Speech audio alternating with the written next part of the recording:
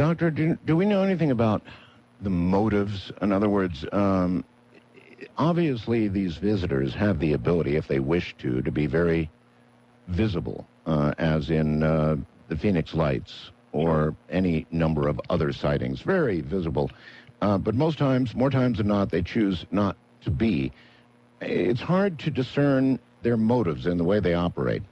Well, I think it's really not that hard to discern. I think most of the time they tend to be very not visible because since the 1950s to today, in the last 50-some years, our ability to target them when they have come out of the what I call superluminal phase, when they're resonating beyond the speed of light and come into linear three-dimensional space-time, our ability to track that and target them has gone up exponentially since even the 1990s.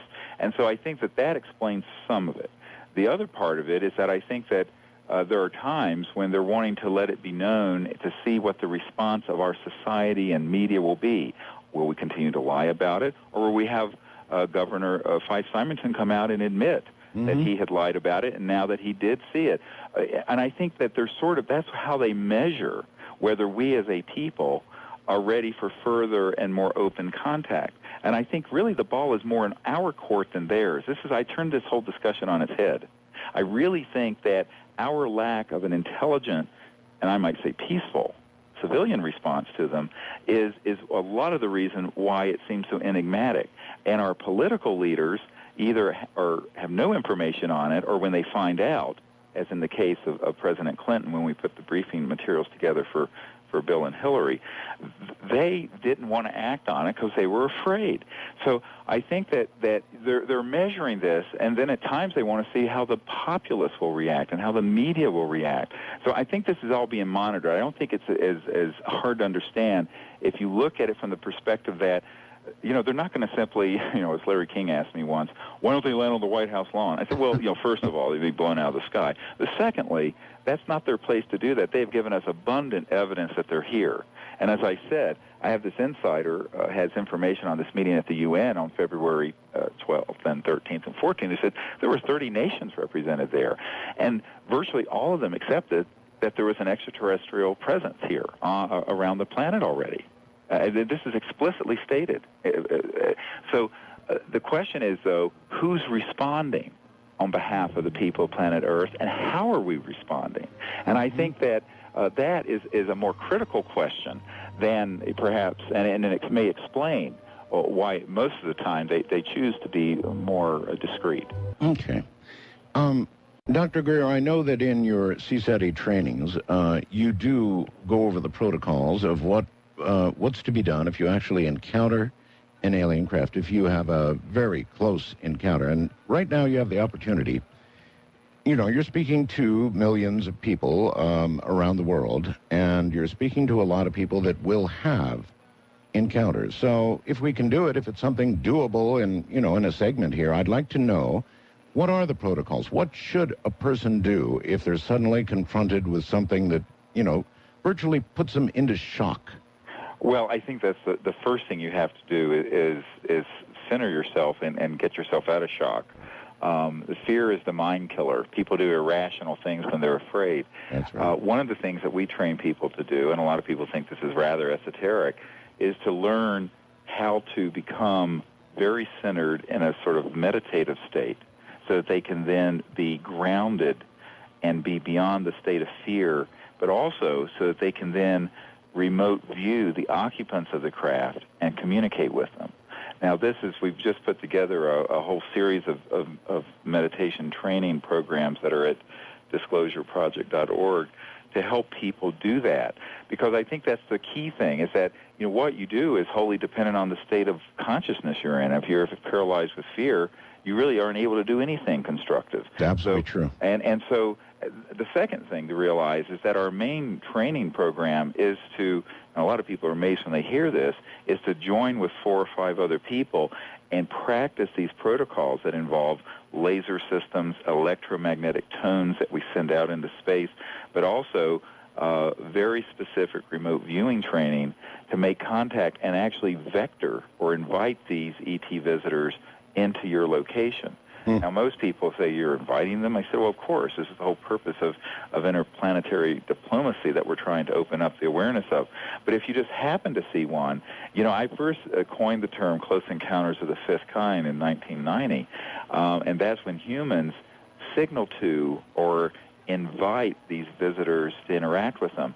And I found that there were, and Dr. Richard Haynes at NASA actually wrote a book called CE5 based on this concept, where we collected literally hundreds of cases all over the world where people saw one of these ET vehicles, and rather than panicking, signaled to them with their car headlights or with something, and in many cases they stopped and came over and signaled back.